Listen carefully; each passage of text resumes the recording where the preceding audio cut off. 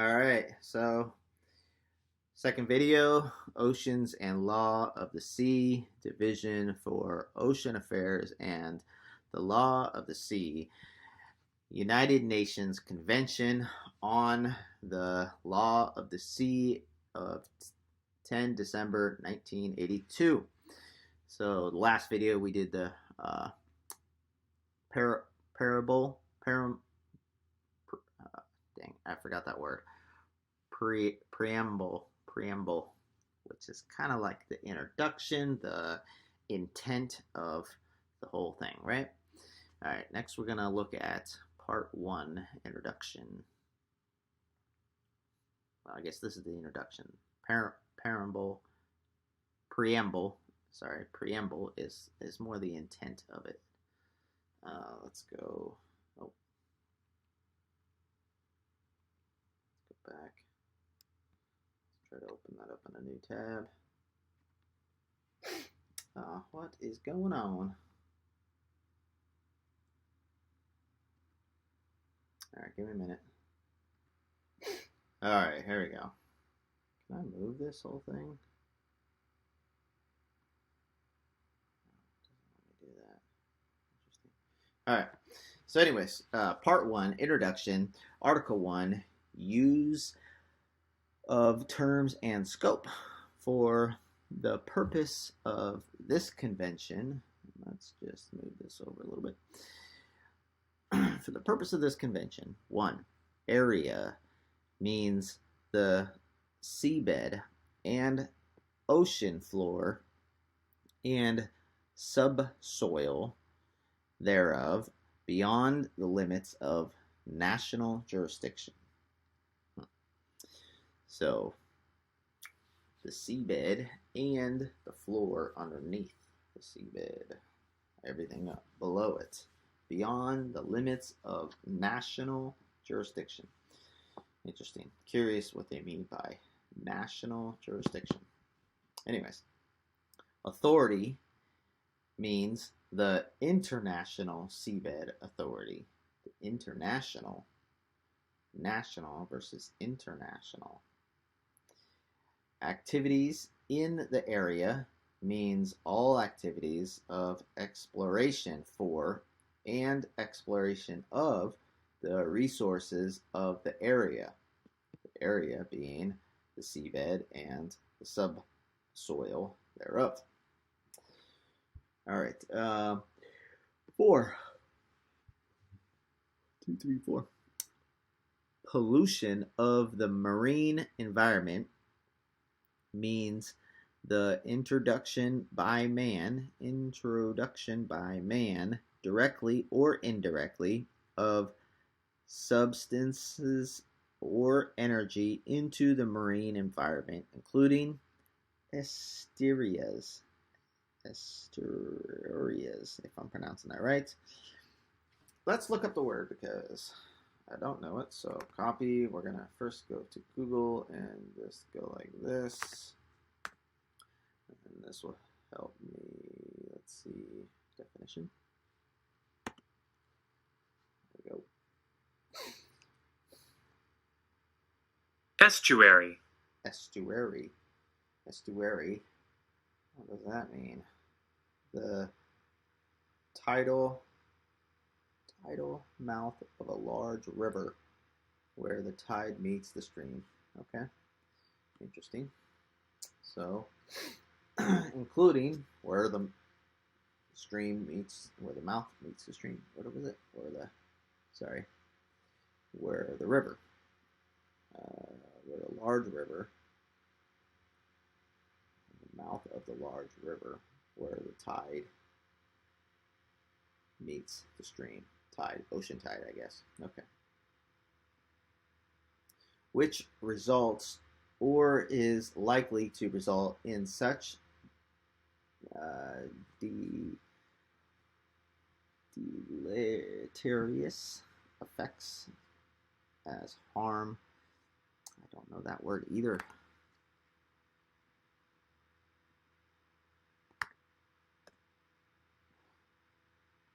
Deleterious. Deleterious, causing harm or damage.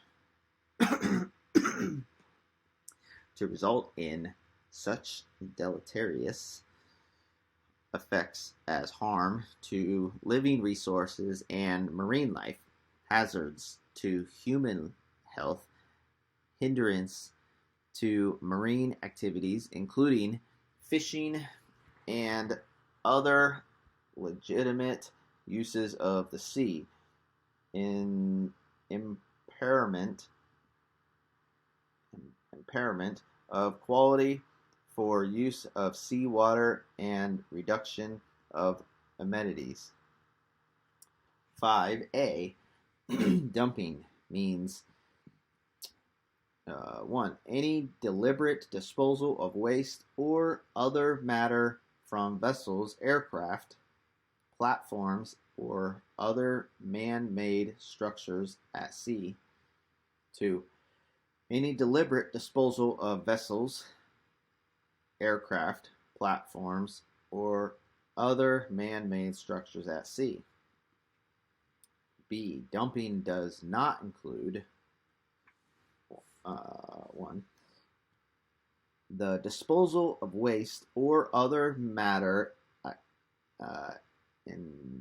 incidental to or derived from the normal operations of vessels, aircraft, platforms, or other man-made structures at sea, and their equipment other than waste or other matter transported by or to vessels, aircraft, platforms, or other man-made structures at sea operating for the purpose of disposal of such matter or derived from the treatment of such waste or other matter on such vessels, aircraft, platforms, or structures. And 3. Placement of matter for a purpose other than the mere disposal thereof, provided that such placement is not contrary to the aims of this convention. 2.1. States parties. States parties means states which have consented to be bound by this convention and for which this convention is in force. States parties. 2. So 2.2. This convention applies mutatis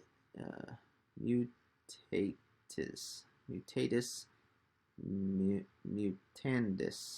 Let's look up. Oh, this is a term, so let's take that and first check the regular dictionary or Google's, I guess. Here we go. Mutatis mutandis. Mutatis mutandis. Used when comparing two or more cases or situations, making necessary alterations while not affecting the main point at issue. Curious what's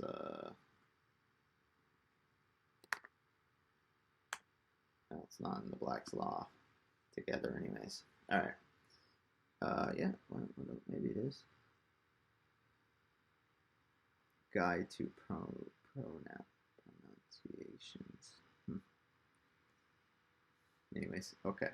So, this convention applies to, what was it meaning again?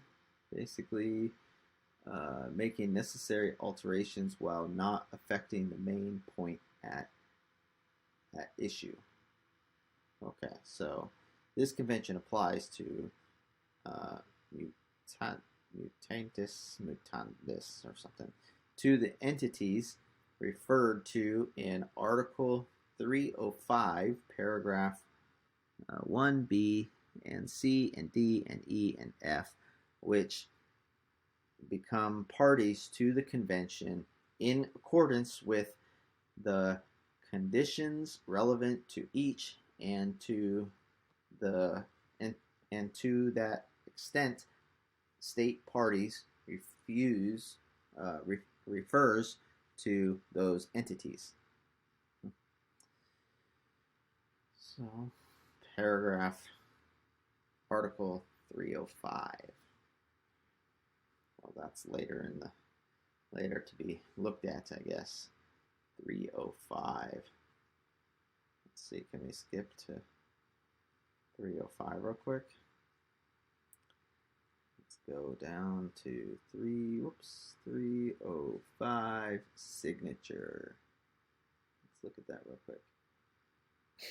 305, only because it's relevant to what we just read, and I'm curious. So 305 would be right here, and just to confirm, 1, B, C, D, E, and F. So 1, so all states, it's not really relevant. B, so this convention shall be open for signature by Namibia, I don't know how to pronounce that, represented by the United Nations Council for Namibia. Wonder where that is. I feel like it's Africa or something.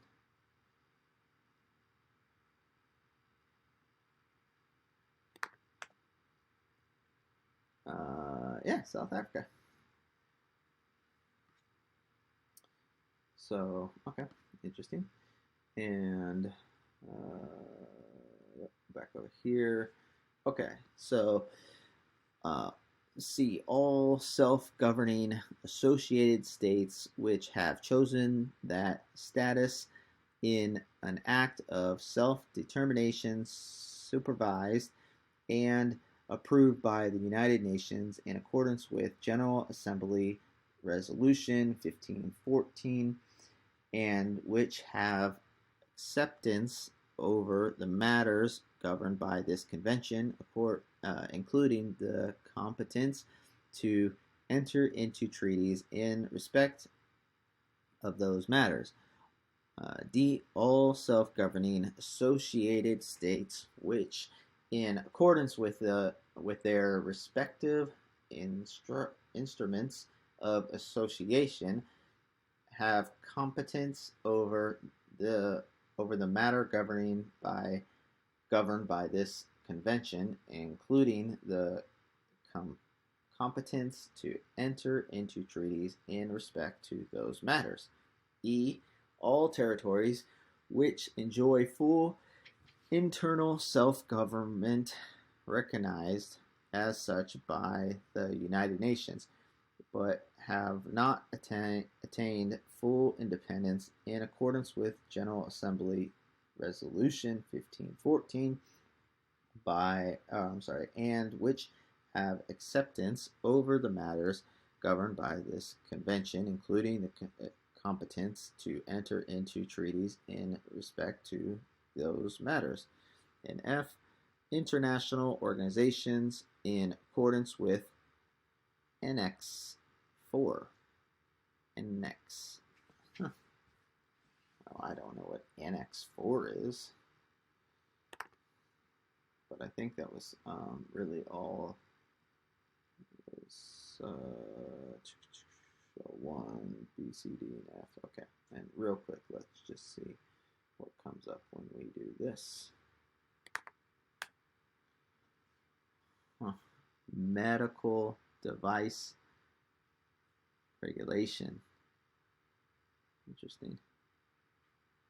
Conformity assessment based on a quality management system and on assessment of technical documentation. I'm assuming that that's what this is, but may not be. Is that congruent? This convention applies to, nope, international organizations in accordance with Annex 5. Huh. Let's take out definition real quick and see if anything else comes up. What is this? Let's see. standard information requirements for substances manufactured or imported in quantities of 1 toonies or more. NXX IXX standard information requirements for substances manufactured or imported in quantities of 1,000 toonies or more. Huh. Interesting. Well, anyways, okay, so that basically covers the let's see, we'll go back. That covers basically the introduction. So hope you enjoyed. Hope that helps. The introduction of United Nations Convention on the Law of the Sea, Part 1. So next video, we'll move on to the next Part 2.